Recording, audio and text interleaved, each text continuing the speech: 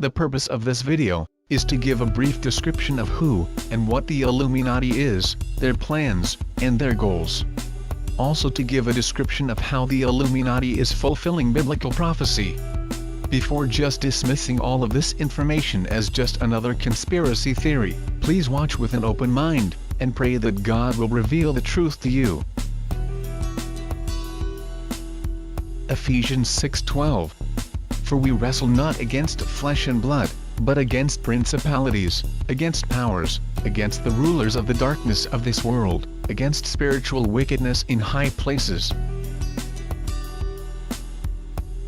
The Illuminati conspiracy theory claims a super-secret society has penetrated governments, finance, science, business, and the entertainment industry with one goal in mind: world domination. For Christians, the seemingly far-fetched idea may hold a grain of truth from the book of 1 John. John mentions the coming of the Antichrist, a charismatic leader who will take control of the world's governments and rule for 42 months. Many who study Bible prophecy say the Illuminati are laying the groundwork for the Antichrist. Conspiracy theories abound. Some speculations links everything from wars to depressions, music to TV commercials to the Illuminati's overall plan to pacify people for the gradual takeover. The secret Illuminati Society was started in 1776 in Bavaria by Adam Weishaupt, a professor of canon law at the University of Ingolstadt. Weishaupt patterned his organization on the Freemasons, and some say Illuminati infiltrated that group. Revelation 3:9. Behold, I will make them of the synagogue of Satan, which say they are Jews, and are not, but do lie. Behold, I will make them to come and worship before thy feet, and to know that I have loved thee. In 1784 an act of God placed the Bavarian government in possession of evidence which proved the existence of the continuing Luciferian conspiracy. Adam Weishaupt, a Jesuit-trained professor of canon law, defected from Christianity, and embraced a Luciferian ideology while teaching in Ingolstadt University. In 1770 the moneylenders who had recently organized the House of Rothschild, retained him to revise and modernize the age-old protocols designed to give the synagogue of Satan ultimate world domination so they can impose the Luciferian ideology upon what remains of the human race, after the final social cataclysm, by use of satanic despotism. Weishaupt completed his task May 1, 1776. Jennifer, thanks. Hollywood is about to unleash another blockbuster, Angels and Demons, from the same guys who brought you the Da Vinci Code. The story exposes a secret society called the Illuminati, but this shadowy group has a very real secret that stretches all the way to Arizona. Investigative reporter Tammy Leitner brings us a story of money, murder, and mystery right here in the Valley. We are under attack from an old enemy. Fine, Professor London. The race to save the Vatican and all of humanity from the clutches of the Illuminati is great fiction on the big screen. But the powerful organization is no myth. The Illuminati do exist. Our modern Illuminati mystery brings us to the most unlikely of places, Sun City, the quintessential retirement community. And among the retirees, a man with a secret. Paul Marcinkus was once a papal guard, an archbishop, and president of the Vatican Bank. Oh no, he knew quite a bit. And what Marcinkus knew is at the center of a conspiracy theory that has endured for decades. Attorney Jonathan Levy has been locked in a legal battle with the Vatican Bank for years. He says Marcinkus is the central figure in the mysterious death of this man, Roberto Calvi. Calvi, like Marcinkus, was an Italian banker. They very well were the Illuminati, at least in Italy. Powerful people behind the scenes operating in secrecy. In 1982, Calvi was found hanged from the Blackfriars Bridge in London. It was staged to look like a suicide. Calvi was connected to the disappearance of more than $1.2 billion, much of it belonging to the Vatican and the Illuminati. Eventually, 5 people would be convicted in his murder, but Marcinkus, who was indicted, eluded questioning with help from the Vatican. Saints, sacraments. His retirement to Arizona was arranged with full diplomatic immunity granted by the church. Extradition was denied again and again. And he kept his secret, never speaking to reporters, to investigators, or members of his congregation at St. Clement of Rome in Sun City. I thought it was kind of tasteless, the way people would come up to him in the sacristy and say, yeah, what really happened back then? And he just kind of smile and change the subject.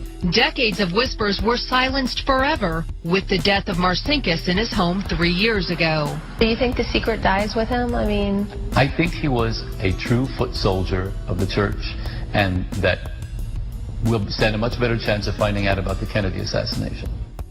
We did ask the Phoenix Archdiocese to talk to us about Marcinkus, but they refused, releasing only this statement.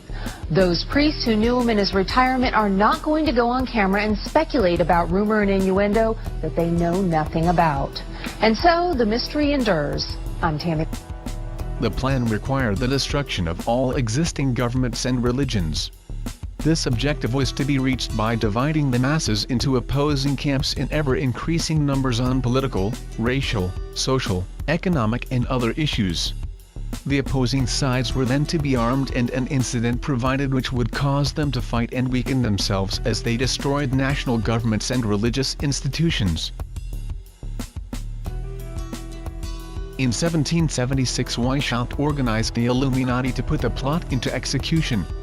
The word Illuminati is derived from Lucifer and means holders of the light.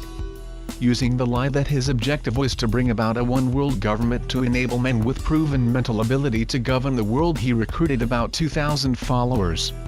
These included the most intelligent men in the field of arts and letters, education, the sciences, finance and industry. He then established the lodges of the Grand Orient to be their secret headquarters.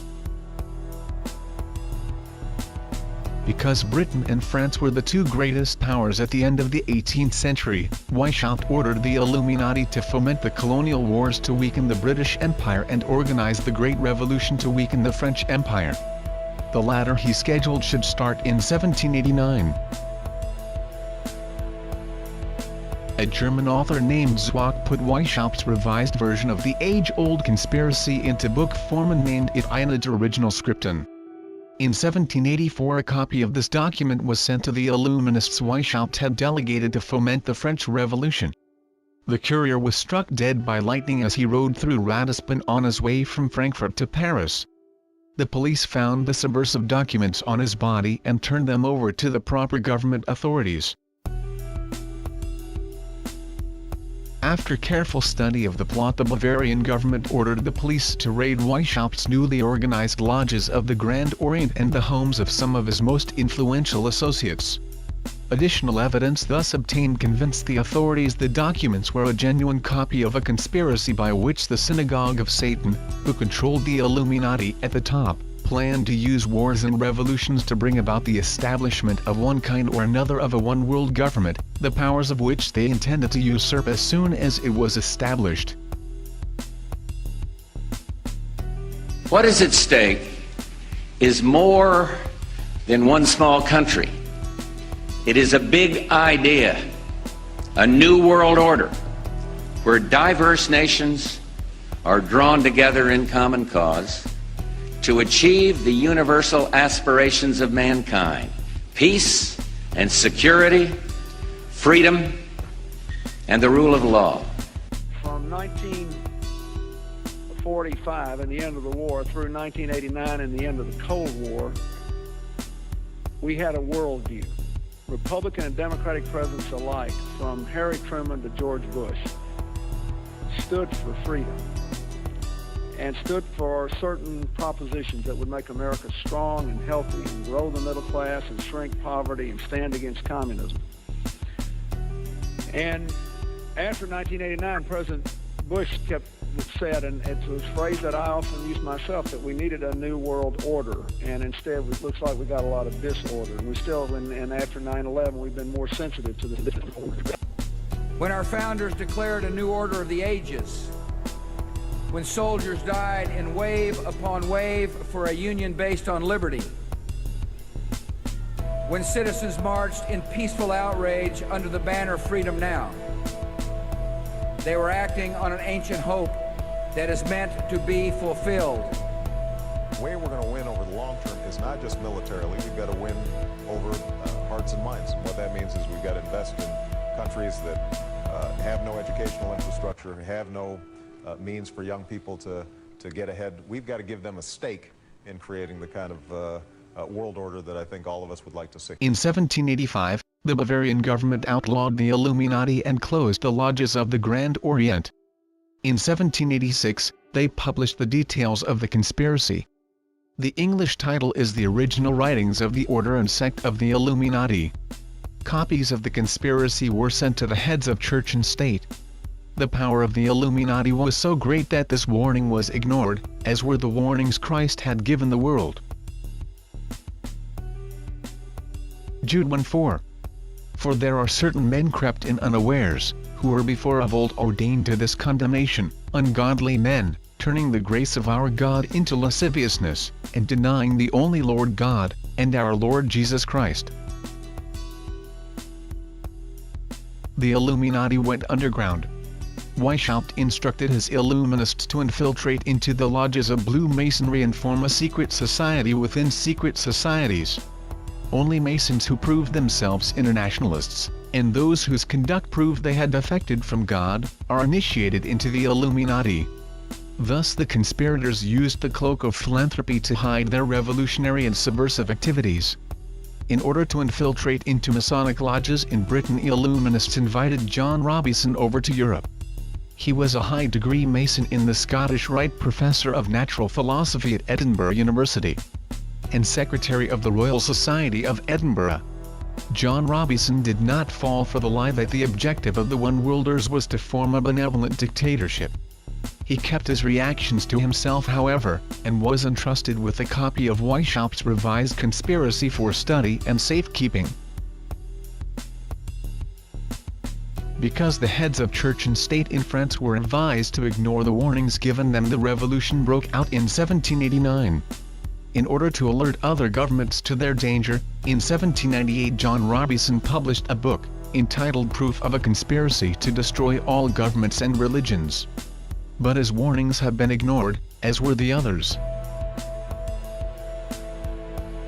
In 1829, the Illuminati held a meeting in New York which was addressed by a British Illuminist named Wright. Those in attendance were informed that the Illuminati intended to unite the nihilist and atheist groups with all other subversive organizations into an international organization to be known as communism. This destructive force was to be used to enable the Illuminati to foment future wars and revolutions. Clinton Roosevelt, a direct ancestor of FDR, Horace Greeley, and Charles Dana were appointed a committee to raise funds for this new venture. The fund they raised financed Karl Marx and Engels when they wrote Das Kapital and the Communist Manifesto in Soho, England. In 1830, Weishaupt died. He carried the deception that the Illuminati was dead to his own deathbed where, to convince his spiritual advisors, he pretended to repent and rejoin the church. According to Weishaupt's revised version of the age-old conspiracy, the Illuminati were to organize, finance, direct and control all international organizations and groups by working their agenda into executive positions at the top. Thus it was that while Karl Marx was writing the Communist Manifesto under direction of one group of Illuminists, Professor Karl Ritter of Frankfurt University was writing the antithesis under direction of another group, so that those who direct the conspiracy at the top could use the differences in these two ideologies to start dividing larger and larger numbers of the human race into opposing camps so they could be armed and then made to fight and destroy each other, together with their political and religious institutions. The work Ritter started was continued by the German so-called philosopher Friedrich Wilhelm Nietzsche, who founded Nazism. Nazism was developed into fascism and later into Nazism and used to enable the agenda of the Illuminati to foment World Wars I and II. In 1834 the Italian revolutionary leader Giuseppe Mazzini was selected by the Illuminati to be director of their revolutionary program throughout the world. He held this post until he died in 1872. In 1840, General Albert Pike was brought under the influence of Mazzini because he became a disgruntled officer when U.S. President Jefferson Davis disbanded his auxiliary Indian troops on the grounds they had committed atrocities under the cloak of legitimate warfare. Pike accepted the idea of a one-world government and ultimately became head of the Luciferian priesthood. Between 1859 and 1871, he worked out the details of a military blueprint for 3 world wars and 3 major revolutions which he considered would further the conspiracy to its final stage during the 20th century. Most of his work was done in the 13-room mansion he built in Little Rock, Arkansas, in 1840. When the Illuminati and the lodges of the Grand Orient became suspect because of Mazzini's revolutionary activities in Europe, Pike organized the new and reformed Palladian Rite. He established 3 supreme councils. One in Charleston, South Carolina, another in Rome, Italy and another in Berlin, Germany. He had Mazzini establish 23 subordinate councils in strategic locations throughout the world. These have been the secret headquarters of the world revolutionary movement ever since. Long before Marconi invented wireless radio, the scientists who were of the Illuminati had made it possible for Pike and the heads of his councils to communicate secretly. It was the discovery of this secret that enabled intelligence officers to understand how apparently unrelated incidents took place simultaneously throughout the world, which aggravated a situation and developed into a war or revolution. Pike's plan was as simple as it has proved effective. He required that communism, Nazism, political Zionism, and other international movements be organized and used to foment the 3 global wars and 3 major revolutions. The First World War was to be fought so as to enable the Illuminati to overthrow the powers of the Tsars in Russia and turn that country into the stronghold of atheistic communism. The differences stirred up by a junta of the Illuminati between the British and German empires were to be used to foment this war. After the war ended, communism was to be built up and used to destroy other governments and weaken religions. Fascists and political Zionists. This war was to be fought so that Nazism would be destroyed and the power of political Zionism increased so that the sovereign state of Israel could be established in Palestine. During World War II, international communism was to be built up until it equaled in strength that of united Christendom. At this point it was to be contained and kept in check until required for the final social cataclysm. Can any informed person deny Roosevelt and Churchill did not put this policy into effect? On August 15, 1871, Pike told Mazzini that after World War III is ended, those who aspire to undisputed world domination will provoke the greatest social cataclysm the world has ever known. We quote his own written words taken from the letter catalogued in the British Museum Library, London, England. The Third World War must be fomented by taking advantage of the differences caused by the agents of the Illuminati between the political Zionists and the leaders of Islamic world. The war must be conducted in such a way that Islam, the Muslim Arabic world, and political Zionism, the State of Israel, mutually destroy each other. Meanwhile, the other nations, once more divided on this issue, will be constrained to fight to the point of complete physical, moral, spiritual and economical exhaustion. We shall unleash the nihilists and the atheists, and we shall provoke a formidable social cataclysm which in all its horror will show clearly to the nations the effect of absolute atheism, origin of savagery and of the most bloody turmoil. Then everywhere, the citizens, obliged to defend themselves against the world minority of revolutionaries, will exterminate those destroyers of civilization, and the multitude, disillusioned with Christianity, whose deistic spirits will from that moment be without compass or direction, anxious for an ideal, but without knowing where to render its adoration, will receive the true light through the universal manifestation of the pure doctrine of Lucifer, brought finally out in the public view. This manifestation will result from the general reactionary movement which will follow the destruction of Christianity and atheism, both conquered and exterminated at the same time.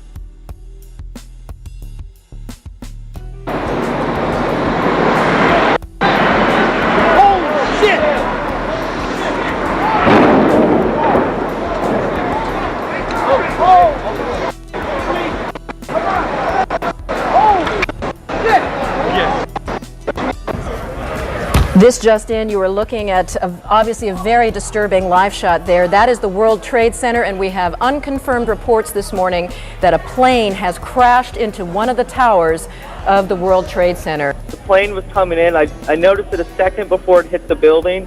It looked like it was moving slowly, and it lined itself up to hit the building directly. The doorman goes to me, "Wow, I never seen a plane flying so low." And we looked out at it, all of a sudden, boom, it seemed like it wasn't even real. I'd say the whole takes about, looks like 6-7 floors were taken out. And there's more explosions right now. Hold on, people are running. Hold on just a moment. We got an explosion inside. The building's exploding right now. You got people running up the street. Okay. I'll tell you what's going on. Since the terrorist attacks of September 11, 2001, world events in the Middle East show a growing unrest and instability between Jews and Arabs. This is completely in line with the call for a third world war to be fought between the two, and their allies on both sides. This third world war is still to come, and recent events show us that it is not far off.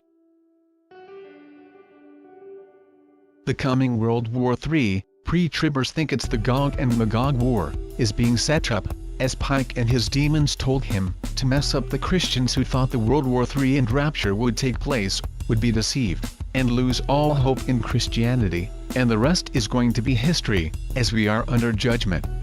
In these last days, great deceptions are in abundance. Those in high places are destroying the world economy by design, fact not fiction. If you can grasp what the powers that be are doing, you will have a firmer grip on what is coming.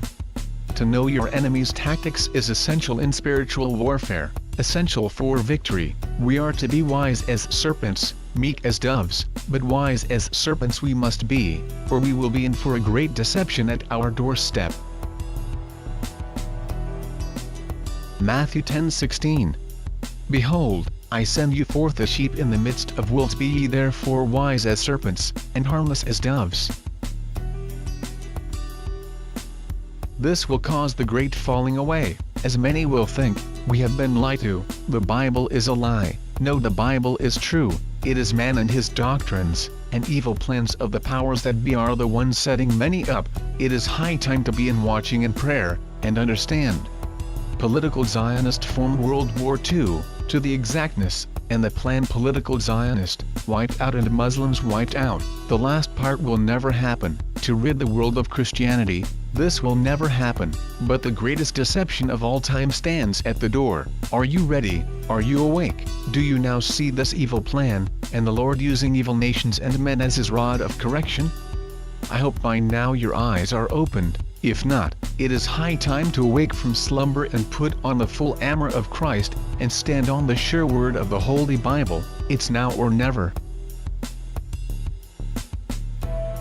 Hollywood filmmaker Oliver Stone has said Western bankers enabled Hitler to carry out his atrocities during World War II. An economist, Max Kaiser, says similar schemes still go on today, and he claims U.S. banks finance terrorists as well as Wall Street bonuses. Well, it's no secret that corporations in the U.S. like Coca-Cola, of course, created the Nazi beverage Fanta, Orange Fanta, which was for Nazis. IBM was responsible for all the calculation of all the serial numbers that was used to tag the prisoners that ended up in the concentration camp. So American J.P. Morgan was playing both sides of the war at that time. Just like J.P. Morgan and Goldman Sachs play both sides of the war today. They're financing the mercenaries and the terrorists in various countries, just like they're financing the bonuses on Wall Street. They're arbitrageurs. They have no sovereignty. They have no country they're affiliated with. They're amoral. They're just eunuchs plowing through the cyberspace of money, looking for, you know, like a sloth, looking like a slug, looking for salt. They're just they're not even human. While the general public has been led to believe that communism is a movement of the workers to destroy capitalism, the book Pawns in the Game proves that both British and American intelligence officers obtained authentic documentary evidence which proved that internationalist capitalists operating through their international banking houses had financed both sides in every war and revolution fought since 1776. There is plenty of documentary evidence to prove that Pike, like Weishaupt, was head of the Luciferian priesthood in his day. In addition to the letter he wrote to Mazzini in 1871, Another he wrote to the heads of his Palladian councils on July 14, 1889, fell into hands other than intended. It was written to explain the Luciferian dogma concerning worship of Satan and worship of Lucifer. In it, he said in part, "That which we say to the crowd is we worship God. But it is the God that one worships without superstition. The religion should be, by all us initiates of the high degrees, maintained in the purity of the Luciferian doctrine. Yes, Lucifer is God. And unfortunately Adonai, the name given by Luciferians to the God we worship, is God also, for the Absolute can only exist as two gods. Thus, the doctrine of Satanism is a heresy, and the true and pure philosophical religion is the belief in Lucifer, the equal of Adonai. But Lucifer, God of light and God of good, is struggling for humanity against Adonai, the God of darkness and evil." Propaganda put out by those who direct the Luciferian conspiracy has caused the general public to believe all who oppose Christianity are atheists. This is a deliberate lie circulated to hide the secret plans of the high priests of the Luciferian creed who direct the synagogue of Satan, so that the human race still find it impossible to establish on this earth God's plan for the rule of the universe, as he explained it to our first parents in the Garden of Eden, told in Genesis. The high priests of the Luciferian creed work from the darkness. They remain behind the scenes. They keep their identity and true purpose secret, even from the vast majority of those they deceive into doing their will and furthering their secret plans and ambitions. In 1925, His Eminence Cardinal Caro Y. Rodriguez, Archbishop of Santiago, Chile, published a book, The Mystery of Freemasonry Unveiled, to expose how the Illuminati, the Satanists, and the Luciferians had imposed a secret society upon a secret society. He produces a great deal of documentary evidence to prove that not even 32nd and 33rd degree Masons know what goes on in the lodges of the Grand Orient and Pike's New and Reformed Palladian Rite and the affiliated lodges of adoption in which female members of the conspiracy are initiated. On page 108 he quotes the authority Marjota to prove that before Pike selected Lemmy to succeed Mazzini as director of the World Revolutionary Movement, Lemmy was a rabid and confirmed Satanist. But after he had been selected, he was initiated into the Luciferian ideology. Some of us are against the Illuminati, and we are against the Illuminati at our own detriment. When people are against the Illuminati, then they get punched in the face all the time. The press hates them, and nobody likes them. Video Cat Williams has had a controversial visit to Seattle the past few days, and tonight we all love Dave Chappelle. Exactly. Dave Chappelle has never been a part of the Illuminati. They don't want him or me or people like us. Yeah. But now it's not necessary for us to store up that hornet's nest unless we intend to get stung 1,000,000 times. I didn't understand that. They had to sting me 1,000,000 times. Let me explain something to you. I know it's people doing poorly in this country. Yeah. And they shot Trayvon Martin dead for looking kind of like I look. Yeah. Martin Luther King and Malcolm X ended up dead for telling the truth. So as a comedian, I don't think it won't happen to me. I think they've thrown me in jail 36 times in 36 months, and I think you've never seen me in a court of law. That means they're effing with me. I don't really know how to complain because all of the people that I ever looked up to had to go through it too.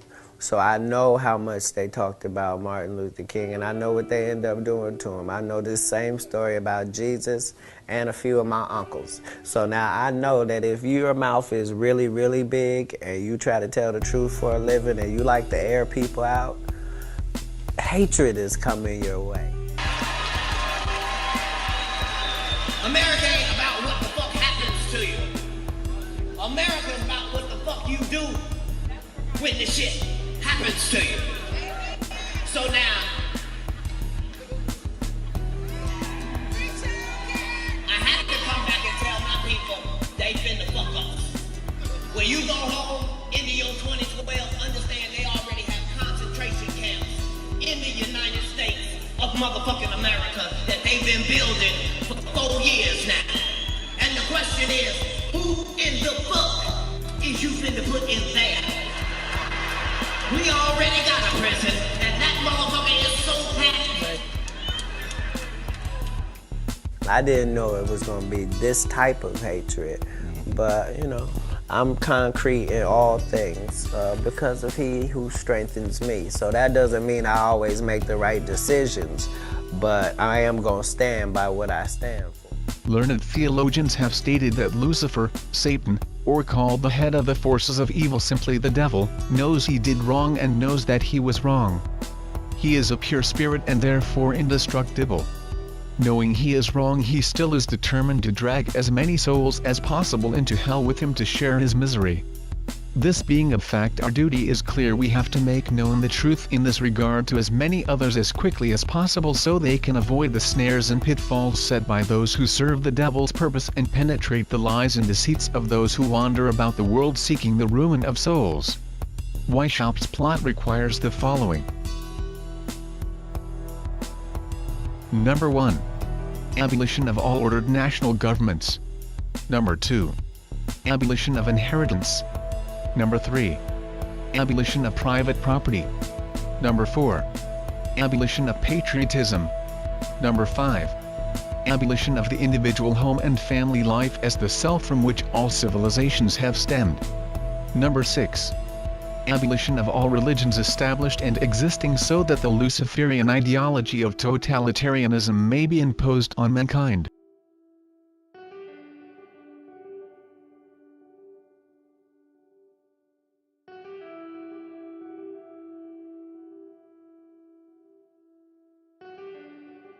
The Bilderberg Group.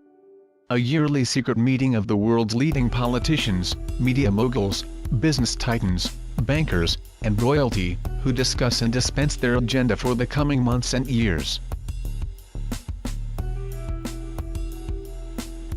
According to a report in WorldNet Daily, some of the richest men and women in the world met secretly in New York recently. When the world's wealthiest individuals hold secret meetings, it's time to pay attention. In 1910, the 6 wealthiest men in the world met at Jekyll Island, Georgia. That meeting resulted in the creation, 3 years later, of the largest criminal enterprise ever devised, the Federal Reserve, so-called. Judging from the list of participants, the recent meeting in New York may result in something even more monumental. The London Times identified them as Bill Gates, David Rockefeller, Ted Turner, Oprah Winfrey, Warren Buffett, George Soros, and New York Mayor Michael Bloomberg. Based on the Forbes magazine list of billionaires, the room had a net worth of about $120 billion. With all the bailout figures we've heard recently, it doesn't sound like that much. Believe me, it is. $120 billion is about equal to the annual budget for all of New York State, from New York City to Buffalo, and everything in between. The meeting, which took place in early May, was at the home of Sir Paul Nurse, a British Nobel Prize-winning biochemist and president of Rockefeller University. Microsoft's founder, Bill Gates, called the meeting. The London Times reported the informal afternoon session was so discreet that some of the billionaire's aides were told they were at security briefings. Discreet is the British way of saying secret. I do not believe that it is coincidental that this meeting came only a couple of weeks after another super secret and more powerful group met in the secrecy in Greece, the Bilderberg Group. They have advocated a one-world government for at least a century. They also see themselves as the elite saviors of mankind. According to the Times, the billionaires were each given 15 minutes to present their favorite cause. Over dinner, they discussed how they might settle on an umbrella cause. Taking their cue from Gates, the report said they agreed that population control was the #1 issue. Experts say the global population will top 7 billion in 2012. According to reports at the meeting, Bill Gates outlined a plan to cap the global population at 8.3 billion. It all sounds so civilized, doesn't it? Here's the less politically correct but more accurate version. A group of unelected liberals with more money than many governments have just decided how many people will be permitted to live. This group of self-appointed governors will now have to draw up criteria to be used to decide who will not be permitted to live and how they will die. It can and will be dressed up in polite and civil terms, but in the end, it means certain people will have to die. The meeting was billed as a meeting of philanthropists wanting to do good. But one can put lipstick and pearls on a pig, and it'll still be a pig. In the final analysis, there's only one way to cap a population, by deciding who's permitted to live, and who, for the good of all, must die. The Council on Foreign Relations, a private organization that masquerades as a government committee which has tremendous influence over foreign policy and is used to construct the New World Order. Thank you very much, Richard, and I am delighted to be here in these new headquarters. I have been often to, I guess, the mothership in New York City, but it's good to have an outpost of the Council right here down the street from the State Department. We get a lot of advice from the Council, so this will mean I won't have as far to go to be told what we should be doing and how we should think about the future. The Trilateral Commission, a private organization set up by David Rockefeller for the purpose of organizing America, Europe, and Japan into the New World Order. But the Council of Foreign Relations, I thought, was really a fascinating organization. And of course, a lot of people have always raised that question, what about the Trilateral Commission? And they look upon the thing as almost as if it's this conspiracy to snuff out civilization. Could you tell us about the Trilateral Commission? Yes, I'd be glad to. I say it's very dangerous, with my tongue in cheek, to say the least. But it is true that some groups have said that it was very dangerous.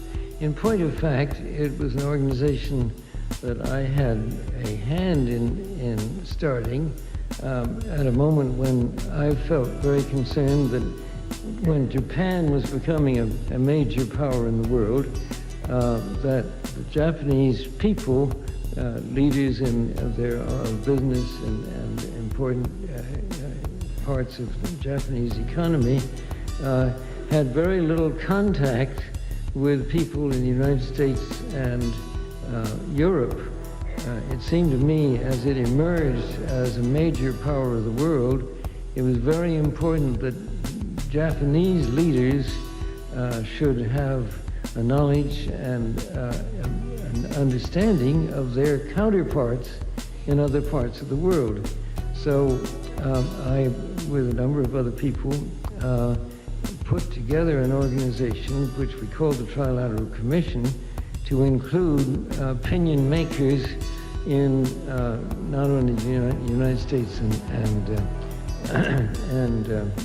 Europe, but also Japan, so that Japanese leaders, not necessarily top government leaders, but opinion makers, would have a chance to become acquainted with their counterparts.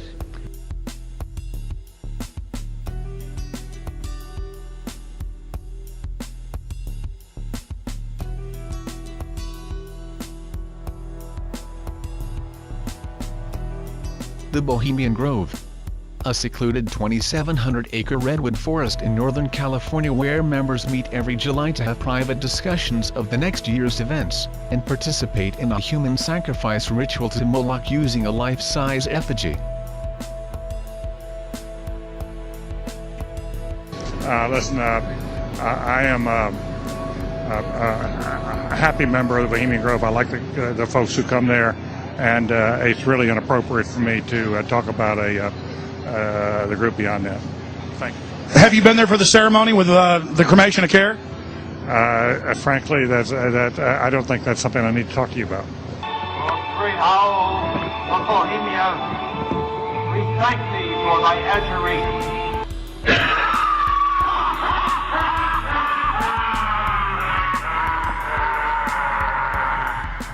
Have you been there for the ceremony with the cremation of care? Frankly, I don't think that's something I need to talk to you about. Really? That's right.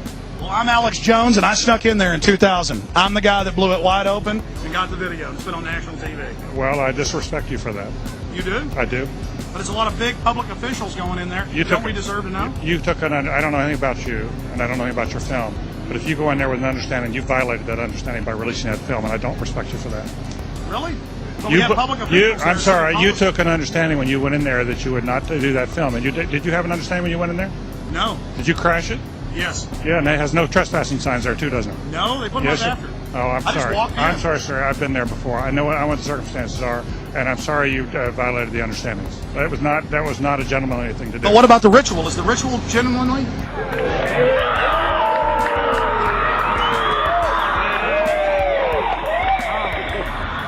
Sir, everything I don't owe you this comment. I know. I appreciate it. This is what's called ambush journalism, and I disrespect you for that as well. So thank you ever and goodbye. been in the ritual? It's none of your damn business. Oh.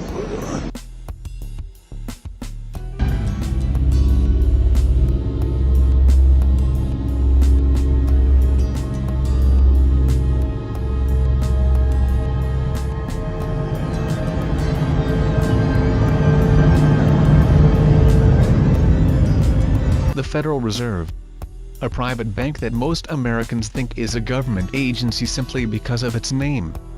The bank controls the money supply, interest rates, and loans money to the federal government for interest. At least you're getting back to the point where you can start to look at fundamentals, and that's good news. What happened? I think you're in a liquidation phase. I think Kirsten had it exactly right. I think there's a bunch of wrong-footed moves by Hank Paulson and the Illuminati of the country, if you will, and I think we're paying for it right now. What? Freemasonry, a fairly well-known global secret society in the form of a men's fraternity which is harmless on the lower levels, but within the cloak of secrecy at the top, members are intimately involved with nefarious occult activities and worship Lucifer. Lucifer, what is your problem? Just that, sir. Okay. I'm a Christian, sir. I'm pure and virtuous and wholesome and innocent. How can you say anything bad about me? Sir, you need to be born again. I am born again. Now, did you just say that you were Lucifer? I am Lucifer. Okay, define Lucifer for me. Pure, virtuous, wholesome, innocent individual that's out to help people. Lucifer is? Yeah. Say that again. Lucifer is a pure, holy... Virtuous. Virtuous. Now, is he the Lucifer that God created? That's the same one. Oh, man, this is great. I'm going to put this on the internet. Oh, Amen. God bless you, Amen. brother. Because that's exactly what the Shriners and Masons teach, is that Lucifer is light. No. And you're, what you're about confirming those hospitals? You know what, sir? Jesus said, many will say to me on that day, Lord, Lord, we did not do these good deeds in your name? And you'll say, away from me, you workers of iniquity. I never knew you. Jesus said it? In Matthew chapter 5. So you're a Christian and you don't know that. Actually, no, I really am. You are. Because I'm pure and virtuous. You're pure and virtuous, okay. Yeah. Mm-hmm. In other words, you're perfect without Jesus, right? No. Okay, tell me about Jesus. Who is Jesus? Well, he's my leader. Is he the Son of God? Yes, he is. Is he the only worshipful master? Yes. Have you ever been called worshipful master? No, because I've just been too busy. I've been working. Working? Working to help people. What like kind you. of work? Okay. Get out of here. See, this is what a Mason confesses, is that Lucifer is light. You heard it? Skull and Bones, an elite fraternity at Yale University in Connecticut which chooses 15 new members each year and inducts them into the Illuminati with satanic rituals and pretend human sacrifices. This evening, getting under the skin of the Ivy League, those 8 old, definitely distinguished colleges that are known for their ivy-covered buildings and their sometimes superior attitudes to other colleges and universities, which often gets under the skin of people who went elsewhere. Yale University is 300 years old this year, and were you to visit its campus, you would see that it still has exotic clubhouses, which look like tombs where Yale's legendary secret societies meet. Their prestige and importance have largely evaporated, but the rituals are still a secret. And so when we heard that some enterprising characters had managed to spy on the famous Skull and Bones Society, well, we couldn't resist. Here's ABC's Dan Harris. The videotape provides a grainy glimpse into what appear to be the initiation rituals of a secret society that's been around since 1832, whose members have gone on to be leaders of Wall Street and the White House, the Senate and the Supreme Court. They're sort of trying to scare the initiates, make them, disorient them, frighten them. New York Observer investigative reporter Ron Rosenbaum accompanied a team of Yale students who shot these pictures 9 days ago. Rosenbaum's curiosity about Skull and Bones was permanently piqued when, as a classmate of George W. Bush, he lived right next to the Tomb, the group's heavily fortified home. From their perch, Rosenbaum and his cohorts taped the Tomb's courtyard. What they captured, they say, was initiates, known as neophytes, being forced to kiss a skull,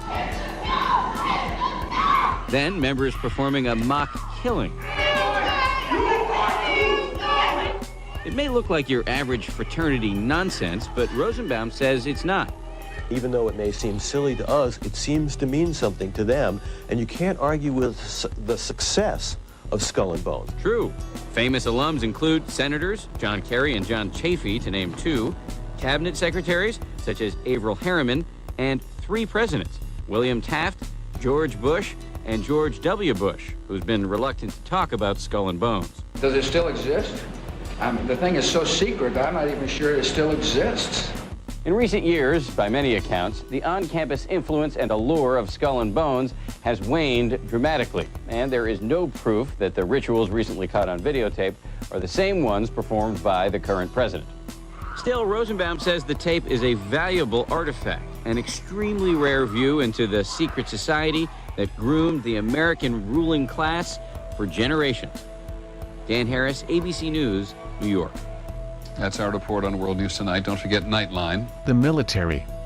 The Joint Chiefs of Staff, who are the head officials of each military branch, are carefully promoted and chosen for their willingness to serve the Illuminati. Secret cells committed to black ops are also under their control.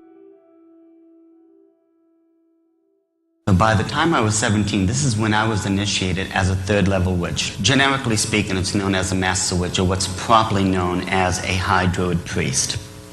This gave me automatic authority over a region. Now, a region is the governing area in which an Illuminati has full authority over. In this particular region, we had over 1,000 Illuminists within it. A year later, under orders from my bosses, and I'm going to tell you right now, I was under orders. This was not my decision. I joined the United States Army. There was an ongoing plan since the mid-60s in which the Illuminati were infiltrating military bases throughout the world. The reason they were doing this is because they wanted to gain access and control over all the forts throughout the world. Now, if you can gain access, of course, to these soldiers, let's say you set up a coven at a particular base. You recruit the people from communications, from supply, wherever. If these people are in and they're one of you, well, because they're one of you, you have access to what they have access to. And we're talking about some very high-level secrets now. But because they were one of us, they would just bring all the stuff over to us upon demand. The Vatican. Once seen as the enemy of the Illuminati, the leadership within the Catholic Church and the secretive Jesuits have been working hand in hand with them for many years. The Pope could one day be the false prophet talked about in the Bible who will tell the world that the Antichrist is the return of Jesus. Vatican calls for Central World Bank to be set up. Pontifical Council for Justice and Peace in a document called Towards Reforming the International Financial and Monetary Systems in the Context of a Global Public Authority. Yes, they're calling for a new global economic authority and a central world bank to be run by the UN, under which Tony Blair now enriches himself around the world. I mean, to think that the Pope is coming out and saying the Vatican, oh, there should be a World Bank, because everything that's caused millions to die is centralization of financial authority in too big to fail institutions.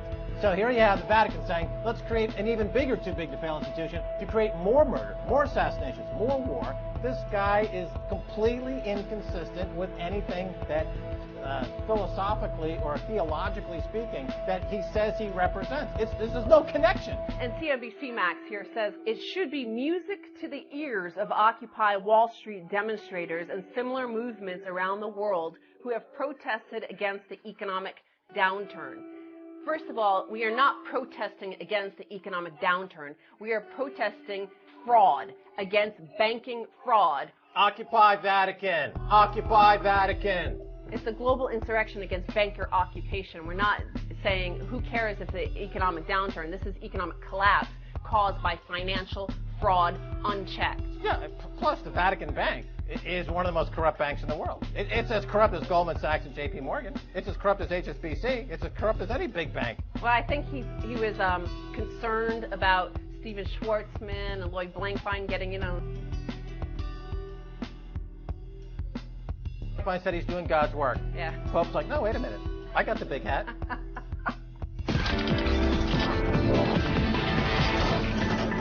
Knights of Malta, an organization within the Catholic Church that is believed to contain an inner circle of individuals who work in tandem with the Jesuits to secretly maintain and expand the wealth and influence of the Catholic Church.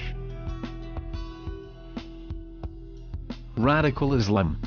Radical Muslims who kill innocent civilians and carry out deadly terrorist attacks around the world are funded and encouraged by the Illuminati to create an enemy and instill fear in populations so that freedoms and civil rights may be removed as part of the so-called solution to the problem.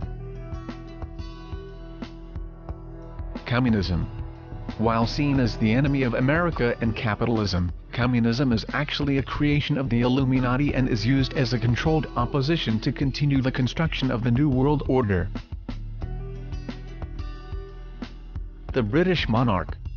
The British royal family secretly believes they are descendants of the lost tribe of Dan, and that they have the divine right to rule as kings. The CIA. The Central Intelligence Agency is responsible for overthrowing or implementing governments or dictators around the world so that the global goals and interests of the Illuminati may be carried out. It is not only an intelligence agency, but a covert terrorist organization and drug-running agency. Partly because of her controversial drug stand, President Clinton fired his Surgeon General. But there was more disturbing news in the fall of 1993 when a report revealed that the government itself may have been running drugs. The head of the DEA at the time, Robert Bonner, said that a team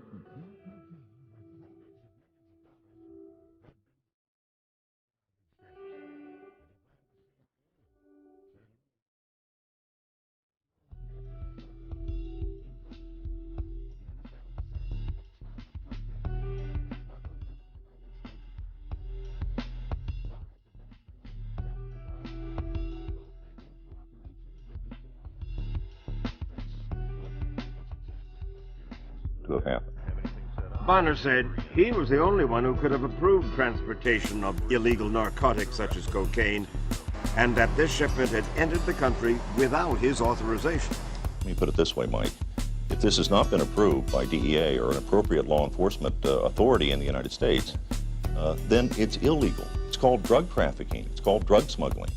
Former DEA agent Levine said that equally shocking was the fact that for more than 30 years, the federal government had protected some drug dealers. As officers in the narcotic war, we saw the political choice made, up close and personal. One example, Levine said, was during the Nixon administration when he was about to bust a major source of heroin.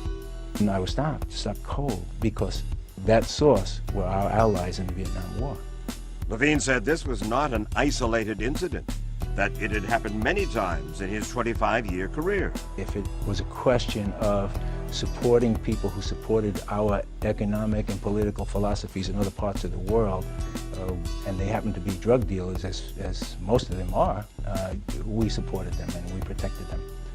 We protected them by looking the other way. And the drug dealers had another ally in the war: money. That it has a corrupting effect whose tentacle. The NSA, the National Security Agency, built and maintains Echelon, the most sophisticated spy system ever created. Every form of electronic communication is monitored or recorded. Keywords, voice prints, and specific phone numbers are tagged and intercepted among the billions of communications around the globe.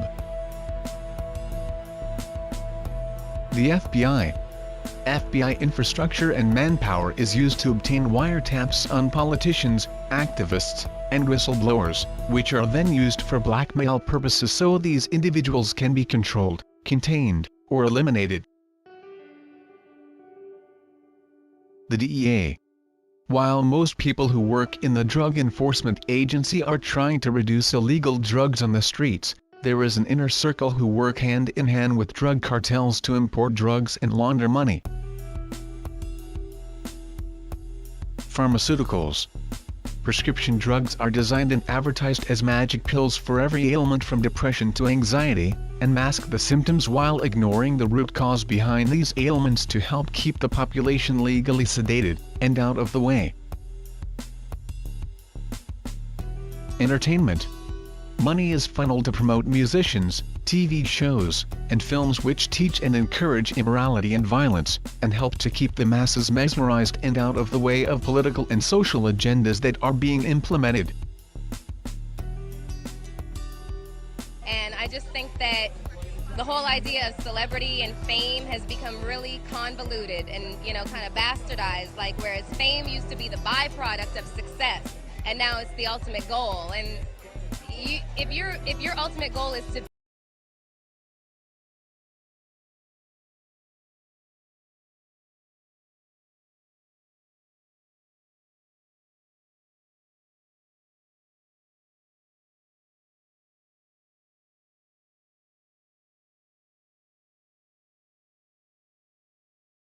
it's really not worth it.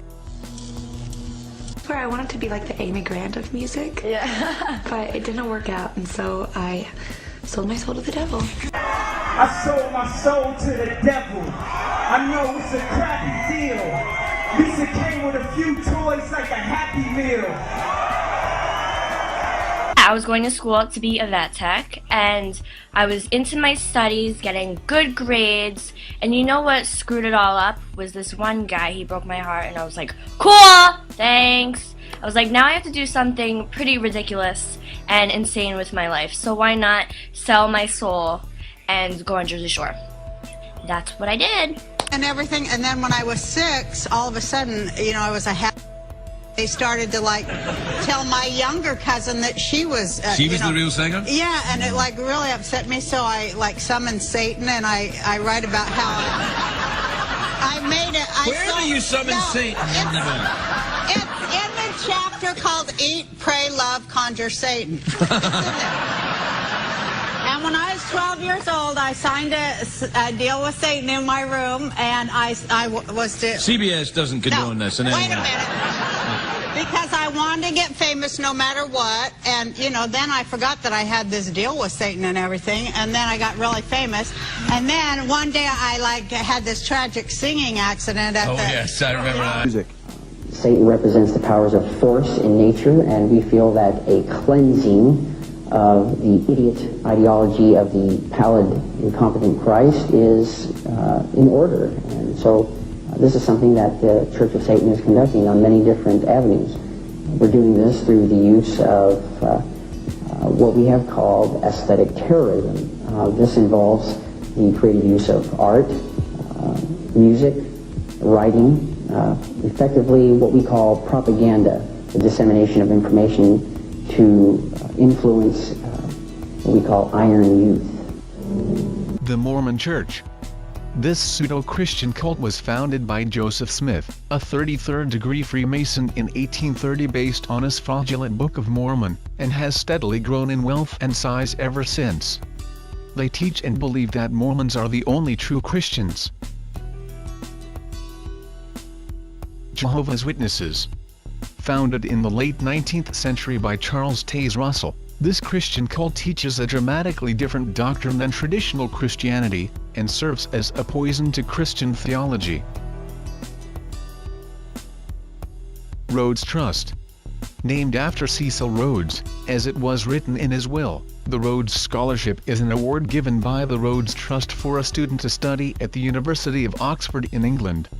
Students who are seen as potential assets for the Illuminati and their plans are given this scholarship. The Cosmos Club. A social club founded in 1878 in Washington, D.C. whose goal is the advancement of its members in science, literature, and art. Its members have included many recipients of the Nobel Prize, Pulitzer Prize, and Presidential Medal of Freedom. Club of Rome. A global think tank founded in 1972 with the purpose of creating scientific reports which support the idea of population reduction in the world. Their report Limits to Growth, which was first published in 1972, began spreading information about the Illuminati's plan to reduce the world's population. DARPA. The Defense Advanced Research Projects Agency. DARPA is an agency of the Department of Defense which develops new technology for the United States military.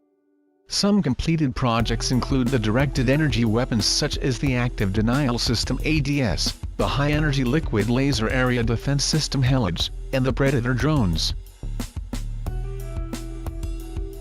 The Council of 13.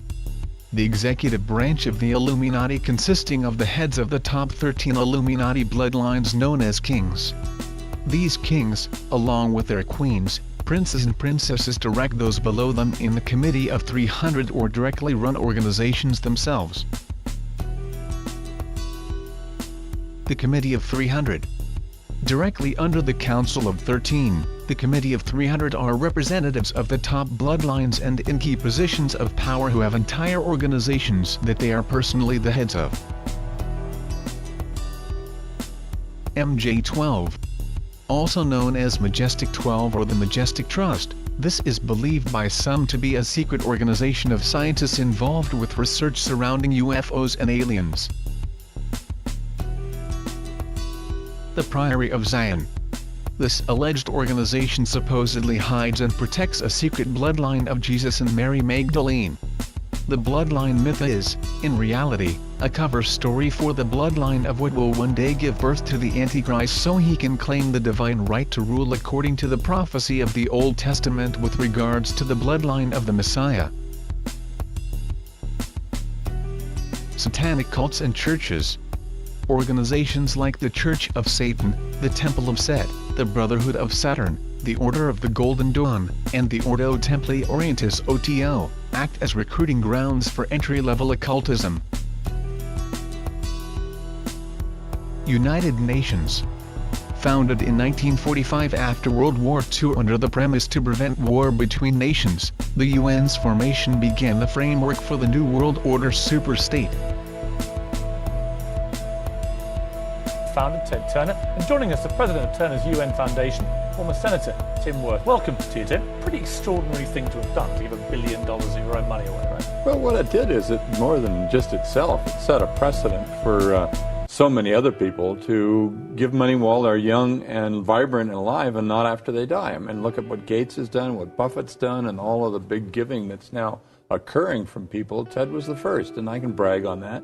You know, getting Forbes magazine to make a list of who are the biggest donors, not just who are the richest people, but who are the biggest donors, who's being the most generous, who's contributing back, other than the sort of safe churches and the universities and so on, who's really working on the basic issues of our country and the world.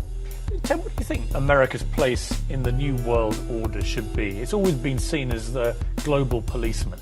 But as you said before, you know, it's hard to see with all these military conflicts where the winner and loser lies. What should America be doing?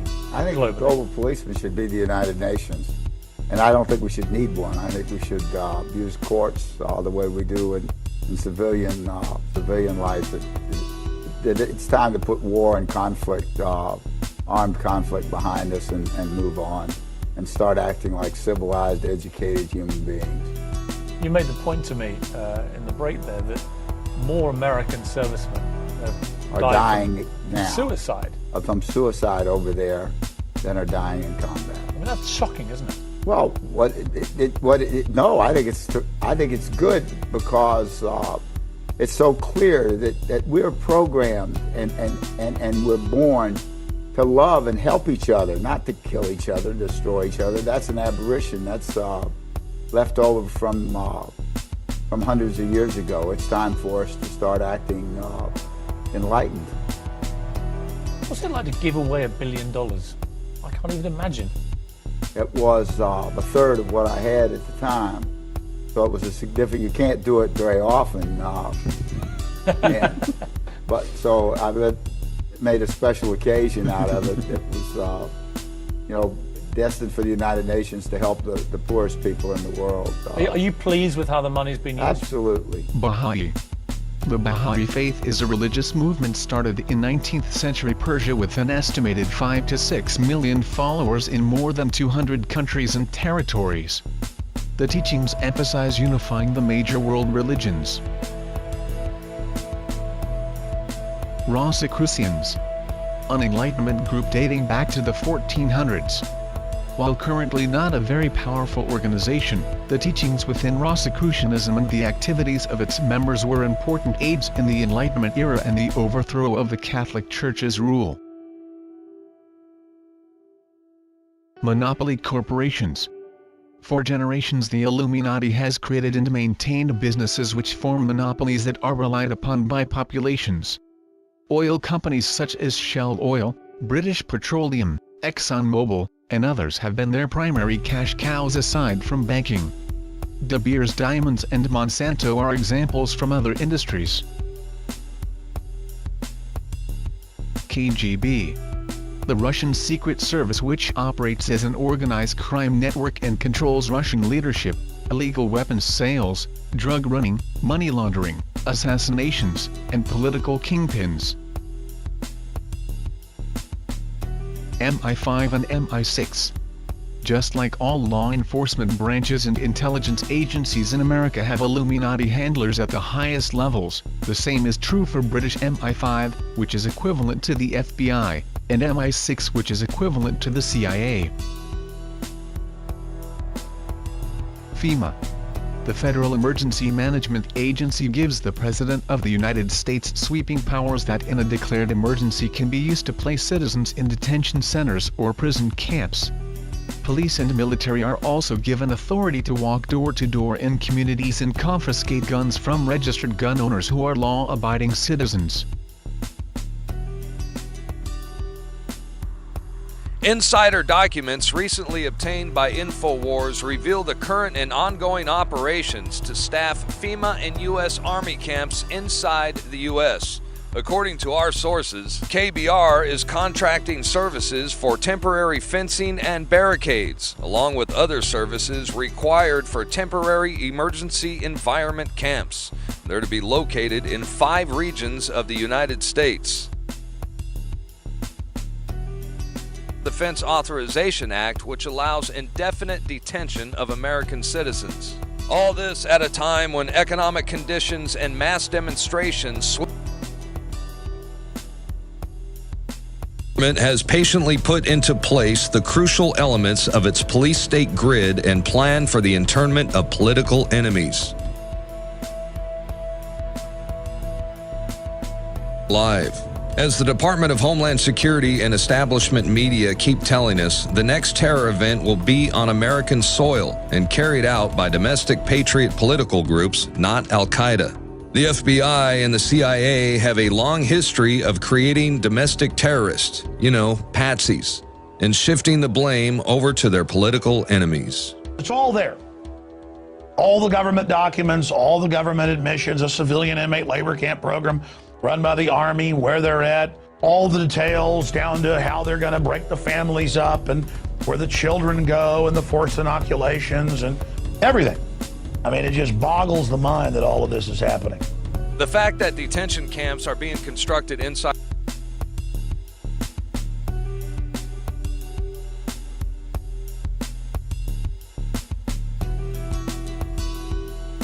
Homeland Security documents further illustrate the mindset of our federal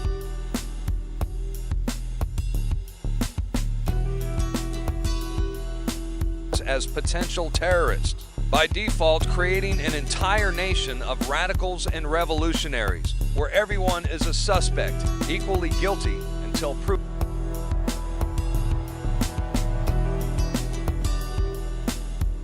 Lucis Trust, originally created as Lucifer's Trust and renamed years later, the Lucis Trust is one of the premier publishers of New Age books and material.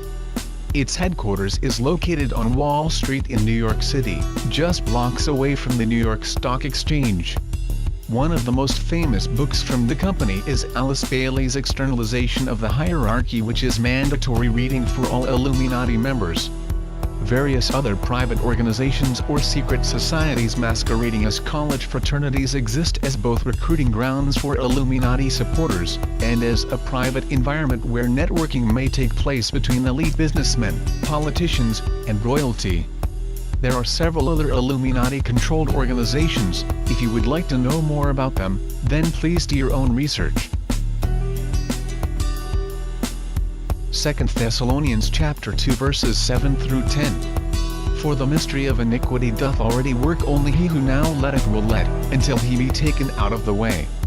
And then shall that wicked be revealed, whom the Lord shall consume with the spirit of his mouth, and shall destroy with the brightness of his coming, even him, whose coming is after the working of Satan with all power and signs and lying wonders, and with all deceivableness of unrighteousness in them that perish. Because they received not the love of the truth, that they might be saved. Even though there is a grand plan to merge all the countries into a one-world government, it cannot succeed without God's permission. God's plan of salvation could not be stopped by the high priests or Romans, nor will his plan for humanity be pushed aside by the workings of man. The second coming of Jesus Christ is assured by the Bible. Only God the Father knows when it will occur. Christians, in the meantime, can be certain that events will play out exactly as Scripture says. Romans 10:9. That if thou shalt confess with thy mouth the Lord Jesus, and shalt believe in thine heart that God hath raised him from the dead, thou shalt be saved. Thank you for taking the time to watch this video. Please subscribe to the channel, and like us, and follow us on Facebook and Twitter. We need all the support we can get. Remember, Jesus saves. God bless.